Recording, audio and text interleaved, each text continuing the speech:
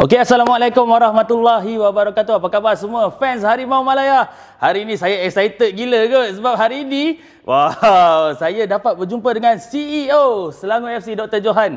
Sihat doktor? Alhamdulillah sihat.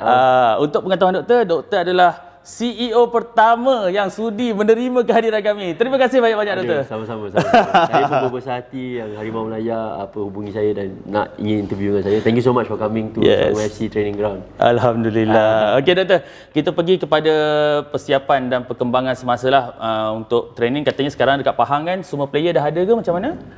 Yes, so sekarang ni mereka berada di Pahang untuk camp pramusim. Alhamdulillah semua pemain yang kita rancang untuk musim 2022 dah sampai, foreigners dan juga player lokal. Jadi mereka sedang berlatih dan selama 3 minggu dah kot diorang punya pre-season. Alhamdulillah it's going well.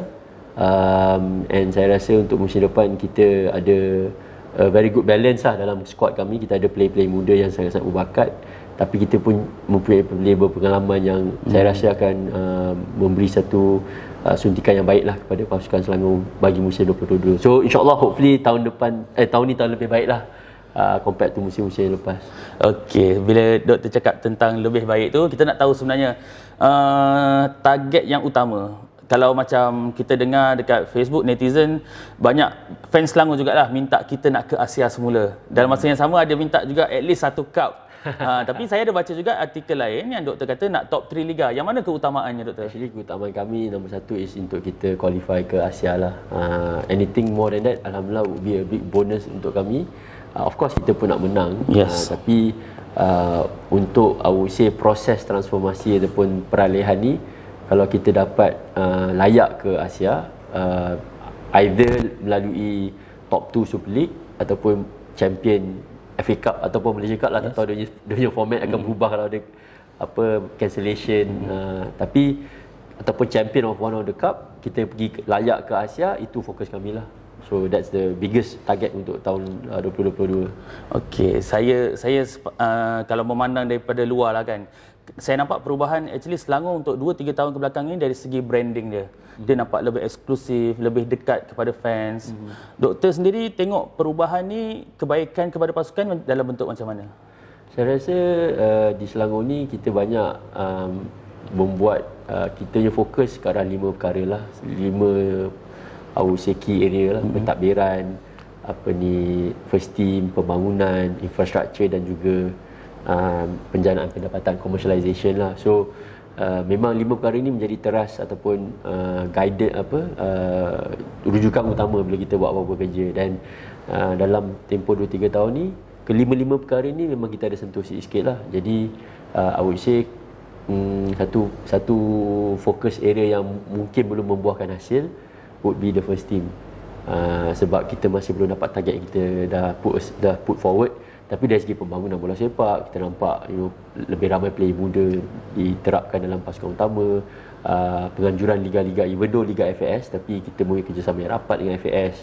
So pembangunan tu rancak lah. Dari segi infrastruktur kita boleh lihat sendiri, training facility kami sedang dinaik taraf, dan saya rasa dalam tahun ni I would say dah 100% lah, dah tak boleh naik taraf apa dah.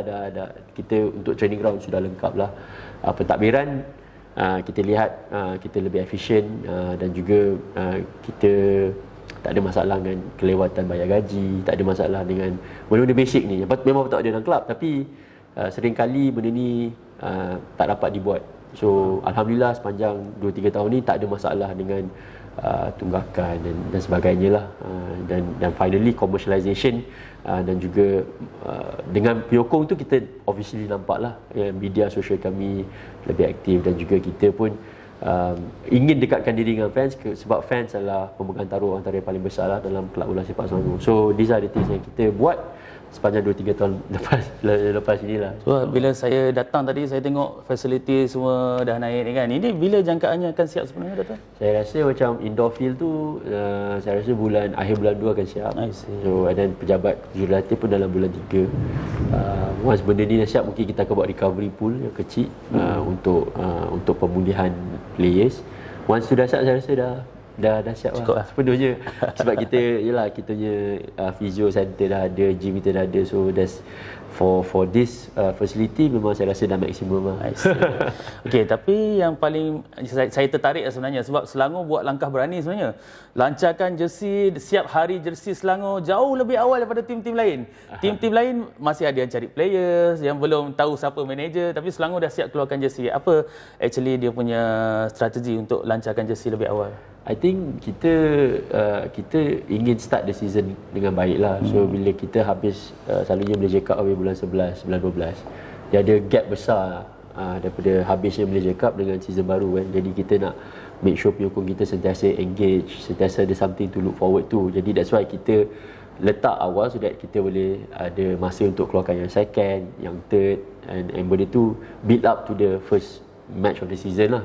So kita nak always get our friends excited lah dengan all these perkembangan dan juga update-update. Jadi itu antara the early thinking lah why kita nak ada jersey kami awal, so that persiapan boleh dibuat dengan baik, players pun boleh pakai jersey baru time pre-season. So kalau let's say kita lancarkan lambat, dan players kena pakai baju-baju yang musim lepas. So these are the things yang kita nak make sure bila kita start musim tu kita boleh start dengan muka surat yang baru lah. Lagi lambat kita delay, lagi banyak kita kena pakai benda-benda tahun lepas. So lebih kurang macam tu lah dia punya analogy. Of course it's not easy, and kita cuba cari upaya untuk dapatkan lagi awal, tapi saya rasa this is a good, dari segi timeline tu bersesuaian lah dengan apa yang kita ada. Sambutan so far untuk jersey, saya tengok komen mostly cakap jersey kali ni klasik, nampak elegan. Ada juga yang kata terlalu simple. Sambutan so far macam mana, Doktor? Sambutan bagi saya agak baik. Of course, I would say sambutan tak boleh mengalahkan sambutan yang warna kuning tu. Itu sangat-sangat, itu satu jersey yang sangat-sangat sebati dengan Selangor lah kan, dengan kita punya kemegahan, dengan Allah Yang Muqtada Hari. Jadi benda tu memang tak akan memang mustahil untuk kita atasi lah pencapaian tu. Jersey tu habis hari pertama dah sold out dah. Itu memang saya akui memang satu benda yang memberangsangkan lah. Untuk tahun ni I would say, to be fair to the design and to the designers yang buat, they did a good job. Of course yelah, masing-masing ada, tak boleh nak puaskan semua kan. Lah.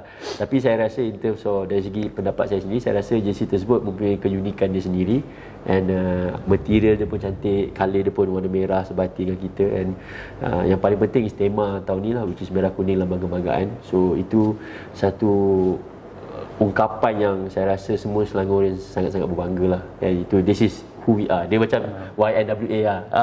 So bagi saya fokus home jersey ni is MKLK. So kalau awak tengok kita punya video pun, kita it's about the fans. Bila kita dengar video tu bukan scripted. Itu video yang bukan kita bagi skrip. Memang apa yang dituturkan datang sendiri daripada fans. So that's why bila kita lihat video tu memang perfect bagi saya lah, sebab dia rasa kejujuran tu, rasa yang benda tu dekat di hati. Rasalah kebanggaan pakai kebanggaan tu memang datang daripada fans tu sendiri. Bukan kita lagi skrip baca ni, tak ada. Even adik kecil tu dia yang cakap kan, apa tu MKLK kan. So bagi saya itu satu benda yang saya sangat-sangat suka pasal jersey ni lah. More than the design sebenarnya, dia punya makna belakang jersey tu. Lebih kurang macam tu lah, deep sikit. Okey, saya nak mula bercerita tentang players pula, Doktor. Mungkin agak berat sikit lah untuk Doktor jawab, tapi saya at least dapat jawapan daripada Doktor lah. Sebab kalau ikut kita macam player yang keluar tu adalah player-player yang berkebolehan. Syahmi Safari memang kita tahulah, dia kira yang senior lah dalam tim. Kemudian Rodney Kelvin, walaupun season lepas dia tak main dengan kita, tapi dekat Kedah dia perform. Mungkin fans harap dia boleh bagi sesuatu kat tim. Dan yang ketiga, of course, kita punya top scorer lah, Ifi Dayo. Yang kehilangan 3 watak penting ni, Doktor, adakah dia akan menjejaskan persiapan? Dan satu lagi, dia orang pula pergi ke tim rival actually. Jarang berlaku dekat tim EPL lah, contoh nak lepaskan player kat tim rival. Apa yang terjadi, Doktor, sebenarnya? Okey, untuk Selangor, I think satu benda yang kita semua patut berbangga lah, Selangor ni tak pernah kekeringan bakat. Daripada dulu lagi kita Selangor ni I would say kita ni dirahmati dengan ramai player-player yang berbakat yang datang dari Selangor yang berlatih di Selangor, yang develop di Selangor. So that's something yang kita pun berbangga, and saya rasa fans pun semua berbangga sebab kita ramai player bakat. And bila kita I would say mempersetujui lah perpindahan ataupun penembusan kontrak ke apa, kita buat demikian berdasarkan apa yang kita ada. Of course bila kita lihat ketiga pemain, betul saya akui, betul ketiga pemain mempunyai I would say resume yang baik, dan mereka telah beraksi dengan Selangor dengan baik. Tapi kita percaya yang player yang kita bawa masuk tu boleh mengisi kekosongan yang mereka tinggalkan. Kalau tak sama pun insyaAllah better. Contoh macam Syami, of course a big beliau bersama kami setelah 5-6 tahun, tapi kita lihat bila kita ada Quentin, satu peluang untuk Quentin membuktikan kebolehan dia lah di Penang. I would say musim lepas Quentin top 3 right back di Malaysia lah, sampai dapat call up ke national team dan sebagainya. And dia satu-satunya pemain yang di Penang main all the games. Dia tak miss satu game kecuali Malaysia Cup. Yes. Tapi league game dia main 22 perlawanan. So kita lihat rekod dia, kita lihat saya rasa dia pun saya rasa dia pertahanan paling banyak assist kot, 6 assist. Yes. So these are some of the things yang kita rasakan ada baiknya kita bagi peluang pada Quentin contohnya. And kita pun ada player muda di sebelah kanan yang macam Faiz Amir to be backup to Quentin. So we've got some backups there. Also player sama macam Rodney dan juga sama macam Ifedayo. Okay, Ifedayo special lah. Sama macam Rodney pun kita ada player macam Zikri, kita ada player macam Harith, kita ada players macam Azrin, Afro, yang kalau mereka tak diberi peluang, mereka tak akan dapat tunjukkan kemampuan masing-masing lah. Dan kita percaya player-player muda yang kita ada ni boleh berada pada tahap lebih tinggi lagi untuk Selangor kalau kita berikan peluang dan juga tunjuk ajar baik lah. Macam Afro, kalau dia tak ada peluang, dia tak akan dapat buktikan kebolehan dia pada musim lepas. Jadi these are the I would say the facts yang kita jadikan sebagai sebagai kita punya reasonings untuk kita let go certain players. Of course kita pun mendapat pulangan komersial, and this is very normal in clubs lah. Macam contohlah Aston Villa jual Jack Grealish for 100 million pounds kan. I mean he's the best player for Aston Villa, but 100 million pounds is good business for Aston Villa. And kita di Selangor FC kita kena melihat Selangor FC ni sebagai bisnes, mula melihat sebagai bisnes kan. So jual beli player ni dalam bola sepak sangat-sangatlah normal. And when we get the offers untuk Rodney, untuk Syami, they are good offers yang very hard to refuse lah. So I think saya rasa win-win lah bagi semua pihak.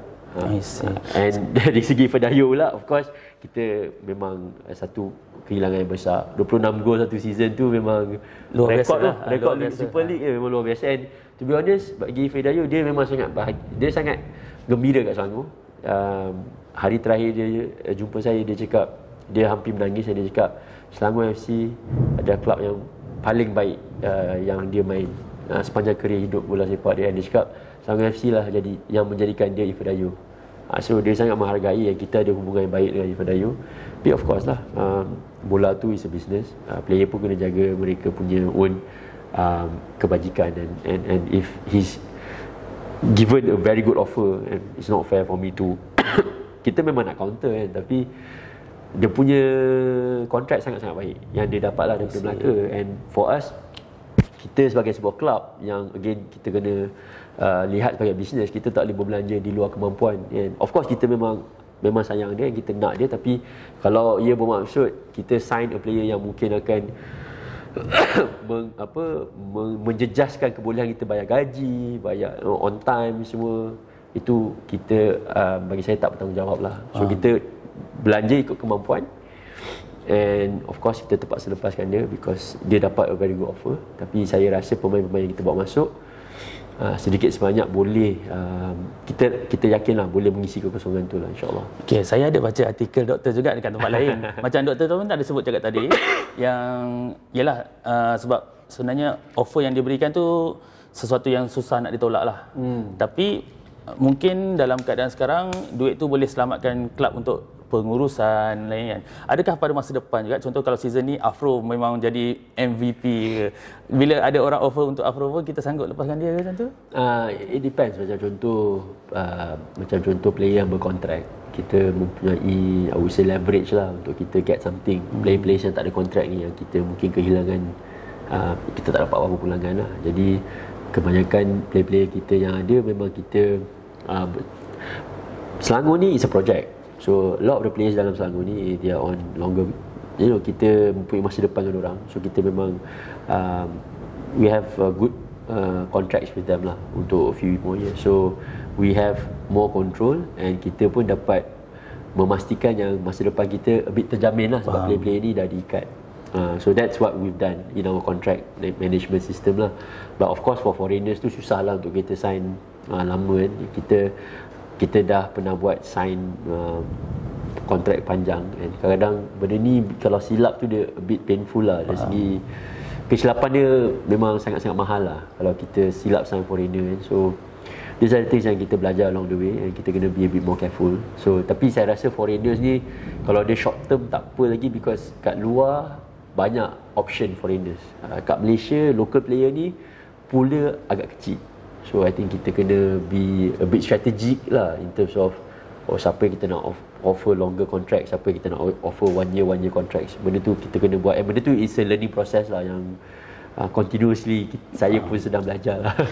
Okay, bila kita dah start tanya pasal foreigners, dalam isu foreigners yang baru, main import yang baru, ada cakap-cakap again, memang kita tak boleh nak puas hati semua orang.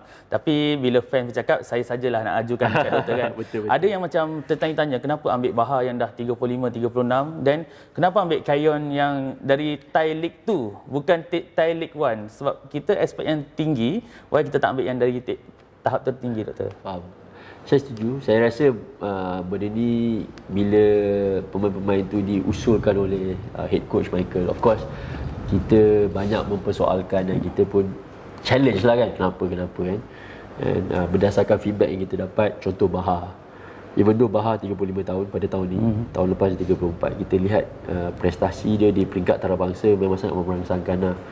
Dia bermain, kalau awak ingat dia main lawan Malaysia full game. Yes. Malaysia lawan Jordan dia main full game. Yes. And selang 4 hari dia main lawan Uzbekistan full game. So Malaysia dengan Uzbekistan selang 4 hari dia boleh main 90 minit. And international level as we all know memang tahap yang tinggi lah. And Uzbekistan ada player Roma tu kot. Yes, betul. Lagi tinggi pada Malaysia. Player yang Roma yang striker dia kan. So kita boleh lihat yang Bahar ni memang ada kemampuan untuk main pada tahap yang tertinggi dengan full 90 minutes. Kalau kita lihat dia punya Arab Cup yang mereka tewas dengan Egypt. Dalam group stage Bahar main kesemua 3-3 game. Tak silap saya dia Palestin, saya tak ingat lah, Saudi dengan satu lagi team, ada 3 team. And he played in all 3 games 90 minutes. And Arab Cup macam AFF lah, 4 hari, 3 hari, 4 hari. Even menentang Egypt pun yang diorang kalah pun dia main. Dan level dia pun lagi tinggi kan. Kalau Egypt, itu semua level tinggi lah. So dari segi kecergasan kita percaya yang he is of a good level lah. Kalau even though dia 35 tapi bila dia bawa datang ke Liga Malaysia, mungkin dia still berada pada tahap yang tinggi lah. So itu dari segi kecergasan lah. Dari segi dia punya kekuatan tu kita tahulah dia sangat berpengalaman. Orang kata dia living legend lah Jordan. Maksudnya dia legend and dia still bermain. So itu antara faktor-faktor utama kita mengambil kira Bahar lah. And kita the thing about bola ni sebenarnya memang player muda sangat-sangat bagus. Tapi kadang-kadang player muda ni dia mungkin tak cukup pengalaman untuk dapatkan kemenangan. So bila kita ramai player lokal kita yang muda, actually kita punya player muda sangat, our player lokal banyak muda. So kita kena seimbangkan dengan player yang more pengalaman untuk support ataupun untuk memberi galakan, mentoring. Benda tu kena ada. Kalau semua muda, foreigner muda, local muda, dan kadang boleh hilang that direction, boleh hilang leadership tak ada. So kepimpinan hilang. So kita kena ada that good balance lah between player yang berpengalaman dengan player muda. So that's Bahar lah. Kayon pula, dari segi Kayon, memang dia main di T2, and cerita dia main T2 is because he got a very good offer daripada tim T2 ni. Tim T2 ni macam tiba ada owner kaya Pamela. Tim dia kaya lah. So dia bawa player-player. Tapi 2 musim pertama dia bermain di T1 and dia main dengan baik lah. I think dia score 15 gol satu musim untuk kedua-dua musim, and even di T2 pun dia dalam 13 gol walaupun baru main setengah musim. So nampaklah kualiti dia sebenarnya T1. Tapi sebab dia dapat gaji yang baik, dia pergi T2. Jadi dari segi kualiti, dari segi rujukan-rujukan yang kami dapat daripada Thailand ni banyak rujukan, ejen semua yang berlainan tau. Bukan ejen dia, ejen lain-lain pun cakap dia bagus. So memang after kita challenge, Michael still rasa based on feedback dia dapat that he is a good player, and dia sendiri tengok menggunakan Y-Scout. He's happy dengan Y-Scout videos yang dia dapat yang kita ada pasal dia, and dia decided to sign him lah. Ya. Okey. Saya pergi ke topik yang 2-3 hari ni orang dok cakap, orang dok puji FAS, penganjuran Liga Super Wanita tu. Yang inisiatif ni yang memang dah lama dinantikan oleh player-player wanita, dan FAS dah buka mata bahawa benda ni akan dapat sambutan. So dengan malam tadi final, dengan dah tahu pemenangan siapa, feedback secara keseluruhan memang boleh katakan majoriti positif sangat. Komen doktor tentang penganjuran tersebut? Saya ingin ucapkan beribu-ribu tahniah dan setinggi penghargaan lah kepada tim FAS. Macam anda semua tahu, saya di Selangor FC, FAS adalah di bawah saudara Nabil. Tuanku Raja Muda is the president dan juga chairman dari Selangor FC. Jadi Tuanku memang terlibatlah dengan program ni, and memang equality in football ataupun representation in football ataupun wanita in football adalah satu perkara yang Tuanku Raja Muda memang daripada awal Tuanku masuk, satu perkara yang Tuanku ingin fight lah. Jadi bila peluang tu tiba untuk anjurkan women WSL ni, memang benda tu saya rasa memang berjalan dengan baik, sebab tim FAS ni mempunyai pengalaman yang sangat luas dari segi penganjuran liga. Selangor Champions League, Liga FAS ada 4 division, FA Cup. Mereka memang ada pengalaman yang luas, and sejak Tuanku Raja Muda menjadi presiden, kita boleh lihat liga di bawah kelolaan FAS lebih teratur, lebih sistematik, lebih transparent. Dan ini satu, I would say, perubahan yang baik lah. And bukan itu saja, even for bawah juniors pun ada competition, under 12, under 15, under 16 dan 17. So saya yakin FAS banyak, setahun punya kalender penuh lah. So saya rasa satu program yang sangat baik. Hopefully benda ni akan menjadi pemangkin dan juga perangsang untuk semua persatuan negeri untuk mula berkecimpung dalam penganjuran Liga Wanita Bola Sepak. And saya rasa benda ini memberi suntikan semangat dan juga harapan lah yang bola sepak wanita ada tempat di Malaysia pada satu hari nanti. So this is a good step. Hopefully, yang penting is what happens next lah. Yes. Okay, saya dah sampai ke soalan terakhir. Saya simpan soalan ni sebab soalan ni panas sikit, doktor. Boleh. Okey, sebab kita Harimau Malaya memang portal yang ambil suara fans. Kita banyak suarakan suara fans. Kalau tanya fans Selangor yang kecewa lah dengan season lepas, mereka kata Selangor kena scam dengan DNA Jerman. Adakah doktor memandang perkataan scam dengan DNA Jerman tu sebagai satu kesilapan besar, ataupun sebenarnya kita tak gagal pun? Actually ada juga positivity. Nampak player muda banyak menonjol season lepas kan. So kalau ada orang ajukan perkataan tu kena scam dengan DNA Jerman, doktor jawab apa? Bagi saya perkataan scam tu, of course, it's a very big word. Keras lah kan, I would say keras. And of course, when we hear it, we're not, we get upset about it. Kita manusia kan. Bila orang cakap kita menipu, mesti kita terasa sikit kan. Tapi saya rasakan bila saya fikir berkenaan perkara tu, of course, saya tak menyalahkan fans lah. Sebab I would say benda ni semua berkaitan dengan expectation. Betul lah. Dengan Selangor ni, orang expect Selangor to win. Every year to win. And bila mereka lihat perubahan-perubahan yang kita buat, secara automatik tu orang samakan perubahan dengan kejayaan. Of course, dia akan hopefully insyaAllah ke arah kejayaan. Tapi apa yang maybe pengurusan boleh buat dengan lebih baik is kita kena communicate dengan lebih baik lah in terms of bila boleh dapat kejayaan. So bila orang buat perubahan, orang samakan kejayaan. Dan bila kejayaan tu tak sampai, orang cakap you menipu. That sort of, saya rasa bila kita fikir, oh betul lah, masuk akal lah orang cakap kita scam kan. Tak boleh nak lari pun. Tak boleh lari lah sebab. Tapi I would say what needs to be better even from pengurusan is that kita perlu berkomunikasi yang lebih baik, perlu memberi penjelasan yang perubahan ni memang sedang berlangsung, sedang berlaku, dan kita dapat beberapa outcome positif Tapi outcome positif ni belum lagi sampai kepada kejayaan. Contoh, macam apa yang awak cakap, yes betul. Kita dah mula melihat lebih ramai player muda dihasilkan, diketengahkan. Daniel Asri, Afro, Ajmal, Nonet. Kan? So, kita lihat yang mereka diketengahkan. Tapi, whether mereka boleh bawa kejayaan, mungkin belum lagi. Kejayaan tu means champion lah ataupun something yang boleh dibanggakan untuk ultimate dream lah. Jadi, benda tu saya rasa kita masih sedang bergerak ke arah tu, dan projek ni masih diteruskan lagi. Kita still memegang teguh dengan DNA yang kita nak main, bukan DNA Jerman tapi DNA Selangor. Faham. And tahun ni insyaAllah kita memang mengharapkan yang falsafah bola sepak yang kita cuba nak ketengahkan ni dapat membuahkan sesuatu kejayaan lah. Itu yang kita semua berharap. And tahun lepas tu banyak faktor yang kita boleh pasti kenapa, antaranya kecederaan, pemilihan pemain import yang tak serasi dengan bola sepak Malaysia, pemain muda yang masih gugup. Betul. Ada player muda, just nak kongsi, setiap game half time dia akan muntah. Dia punya level gugup tu, Oh, I see. player muda akan muntah. Hari ni saya dengar pun saya macam terkejut sebab beban main untuk Selangor tu besar. Mungkin kita tak nampak sebab kita bukan player kan, tapi player muda sebenarnya rasa yang diorang, harapan fans Selangor sangat-sangat besar. Diorang nak ambil benda tu, cabaran tu, tapi of course kadang macam very overwhelming lah. So diorang sampai muntah. So these are the things yang behind the scene berlaku, and saya yakin tahun ni mereka setahun lebih matang, lebih berpengalaman. So hopefully mereka dapat cope dengan pressure tu dengan lebih baik lah. So insyaAllah tahun ni kita akan teruskan dengan projek kami. Kita akan pastikan yang falsafah dia ini dibuat dengan lebih baik, dengan lebih baik, dan hopefully kita dapat something lah from this year. Alhamdulillah. InsyaAllah.